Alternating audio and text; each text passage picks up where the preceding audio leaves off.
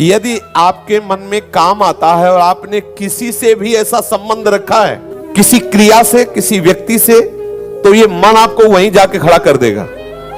मन जाके वही आपसे क्रिया कराने लगेगा। इसको सहारा मत देना, ये उड़ेगा, उड़ के फिर आपके अधीन हो जाएगा। जैसे जल जहाज का कौवा उड़ करके विश्राम जल जहाज में ही पाएगा, कितना उड़ेगा। अगर उसको कहीं कोई और जहाज या टापू मिल जाए तो वहां बैठ जाएगा।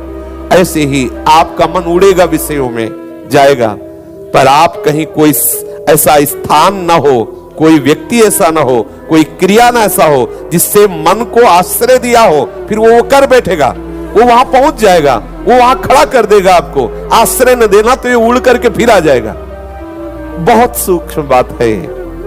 आप देख लीजिए, काम तभी आपको प्रबल वेग से परास्त करता है जब आप कोई क्रिया का आश्रय लिए हैं, किसी व्यक्ति का आश्रय लिए। अगर आश्रय न ले तो ऐसे उठेगा और शांत हो जाएगा। यह अनुभूत विषय है, उठेगा और शांत हो जाए, धीरे धीरे धीरे स्फुरना फिर शांत हो जाएगा।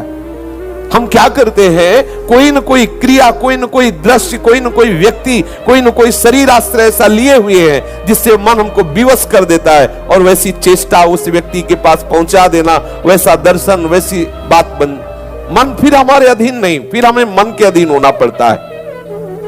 सबको एक काम व्याकुल कर सकता है, लेकिन जिसे तत्व ज्ञान हो गया है या भगवत प्रेम हो गया है, इसकी सामर्थ्य नहीं। आप खुद अपनी परीक्षा कीजिए कि आपका हृदय काम से कितना आसक्त हो रहा है। यदि काम भोग के लिए तुम्हारी व्याकुलता भी शेष है तो न तुम्हें आत्मज्ञान हुआ है, न भक्ति हुई है, तुम्हें केवल भ्रांति ही भ्रांति है। ऐ उपासक, ये काम वासना अनेक प्रकार से फंसाती है। उस काम वासना में कभी कोई आज तक तृप्त नहीं हुआ है, और ये सबसे तीव्र आकर्षण करती है। इसका जो आक्रमण होता है वो विचार के लिए अवसर नहीं रखता। ध्यान दीजिए, काम का आकर्षण विचार का अवसर नहीं देता कि आप बैठकर उस पर विचार करें। तरंगवत हुआ, समुद्रवत फैल गया और क्रिया में लगा दिया। इसलिए जो सावधान उपासक है, ये सबसे बड़ा शत्रु है। अगर ये होता रहा तो ना आप अपने को भक्त, ना आप ज्ञानी, ना योगी। यहां कह रहे हैं कि भ्रांत मात्र है तुम्हारे हृदय में कि मैं ज्ञानी हूं, भक्त हूं। यही सबसे बड़ा शत्रु। भगवान ने भी पीछे आदेश किया था, ये काम बड़ा शत्रु है, ज्ञानियों का शत्रु है। ज्ञानियों की बात नहीं की, आपको इसे मारना होगा। अर्जुन, ये कभी ना अघाने वाला तुम्हारा बहुत बड़ा दुश्मन है।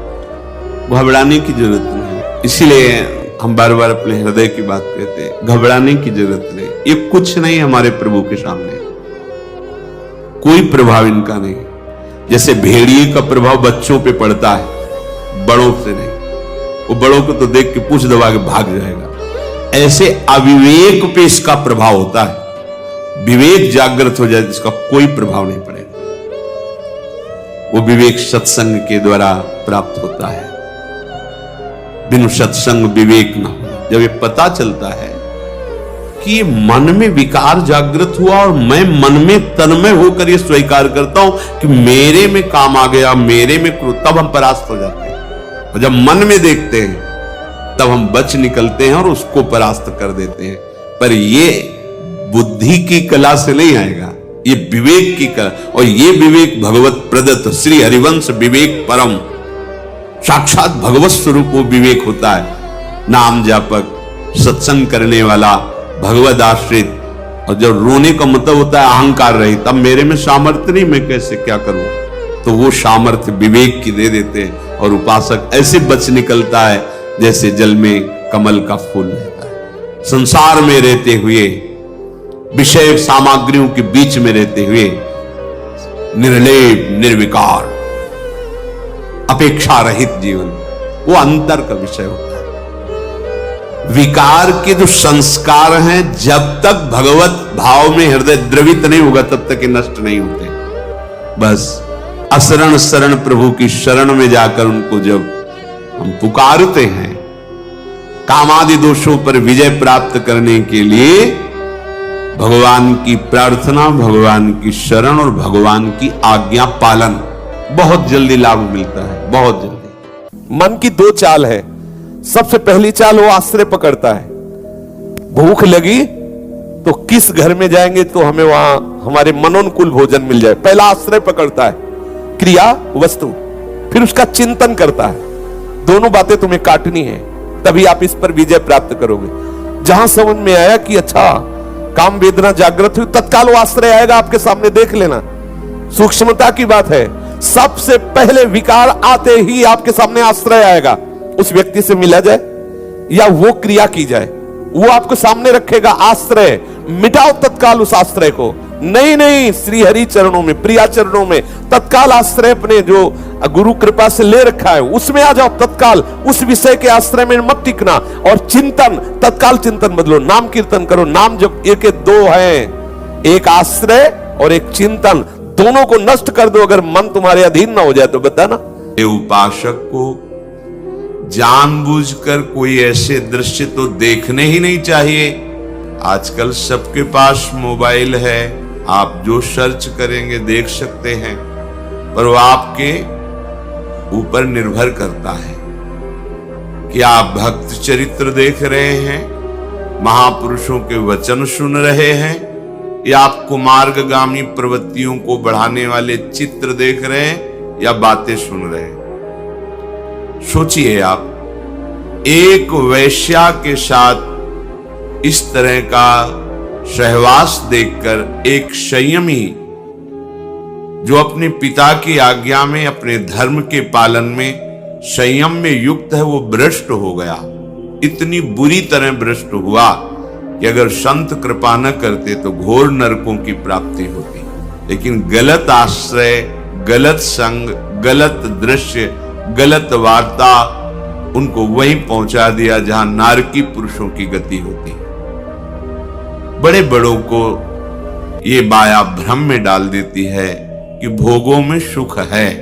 इसलिए इन चरित्रों से हमें शिक्षा लेनी चाहिए। कोई भी अचानक भोगाकर्षण का दृश्य आ सकता है, क्योंकि संसार में है। दृष्टि संभाल के रखिए। अगर एक बार कोई दृश्य आ गया है तो ना उसका मनन होने पावे, ना दोबारा दृष्टि जाने पावे, बच जाओगे। शास्त्र आज्ञा है, किसी भी जीव को मैथुन करते हुए मत देखो। अगर दृष्टि चली जाए तो अपनी दृष्टि को तुरंत हटाओ और भगवान नाम जोर जोर से शुरू कर दो। नहीं, आपको ये इंद्रियां प्रमथन स्वभाव वाली हैं, ये मन प्रमथन स्वभाव वाला है, ये काम प्रमथन स्वभाव वाला है, ये ऐसे मथ कर व्यथित कर देंगे कि आप परास्त हो जाएंगे। कामना से ही सृष्टि है। हम सबके शरीरों का निर्माण काम चेष्टा से है। इसलिए हमारे अंदर परमाणु है, हमारे अंदर वही संस्कार है जिस चेष्टा से हमारा सृजन हुआ है। हम काम संकल्प से, काम चेष्टा से हमारे शरीर का सृजन हुआ है। इसमें वो परमाणु है। इन परमाणुओं को जो मिटा दे वही भगवान, इन परमाणुओं को जो मिटा दे वही भगवत भक्त, इन परमाणुओं को जो मिटा दे वही महात्मा। भगवान और भगवान के भक्त में किंचिन मात्र भेद नहीं होता। ब्रह्मविद ब्रह्मैव भवति, जानत तुम्हें तुम्हें हो जाए। एक कामना ने विविध रूप धारण करवा करके फंसा दिया और निष्कामता अपने स्वरूप में स्थित कर देगी। थोड़े दिन की बात है। आप इसका महत्व खत्म कर दीजिए। जो आप इसे बहुत हवा माने हुए, बहुत बड़ा अरे भाई काम आ गया तो कौन सी बड़ी बात हुई, पड़ा रहने दो एक कोने में। ये अनित्यास्तितिक्षस्व भारत, ये नाश समान वृत्ति आई है, एक क्षण में नष्ट हो जाएगी। अगर उसका चिंतन किया, उसका महत्व दिया, उसको चेष्टा की, उसके सुख की तरफ आकर्षित हुए तो खत्म, फिर आपका परमार्थ खत्म। फिर उसी का चिंतन करते रहो, नवीन नवीन भोगों के संकल्प बनते रहेंगे। सावधान, ये सत्संग केवल मनोरंजन नहीं हो रहा, सावधान। ये परमार्थ का पथ केवल ऐसा नहीं है कि ये केवल वाग विनोद या केवल ऐसे मन का विनोद है। मन को मारना, हर इंद्री के वेग को सह जाना, तभी हमारा गोविंद उसके अधीन हो जाता है। ये खेल है। ये अगर कोई कह दे कि भगवान इतना निर्दयी क्यों, निर्दयी नहीं, ये खेल है और उसका इनाम है। यदि आप इस खेल में सही ढंग से खेल गए तो इस खेल से मुक्त करके अपने चिदानंद खेल में शामिल कर लेगा।